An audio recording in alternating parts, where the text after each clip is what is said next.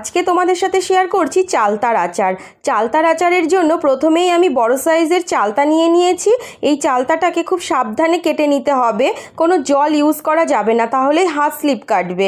এবার দেখো কড়াইয়ে আমি কিছুটা জল দিয়ে পরিমাণ মতন হলুদ লবণ দিয়ে সেদ্ধ করে নিলাম। সেদ্ধ করা চালতাগুলোকে শিলের সাহায্যে হালকা থেতলে নিয়ে কড়াইয়ে সামান্য তেল দিয়ে তাতে তেজপাতা আর পাঁচফোড়ন দিয়ে দিয়ে দিলাম চালতাগুলোকে দিয়ে ভালোভাবে নেড়ে চেড়ে পরিমাণ মতন হলুদ আর সামান্য লবণ দিলাম।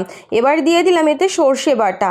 এই আচারটা অনেক দিন ভালো রাখার জন্য এতে দিয়ে দিচ্ছি ভিনিগার দিয়ে আরও কিছুক্ষণ নেড়ে চেড়ে এতে দিয়ে দেব আখের গুড়। তোমরা চাইলে এখানে চিনিও দিতে পারো। তো আখের গুড় থেকে কিছুটা জল বেরোনোর পরে আরও কিছুক্ষণ কষিয়ে এতে মশলা অ্যাড করলাম। কি মশলা দিলাম এটা দেখার জন্য পরবর্তী ভিডিওটি অবশ্যই দেখো। তো দেখো আমার চালতার আচার রেডি, খেতে দারুণ হয়েছিল। Subscribe please.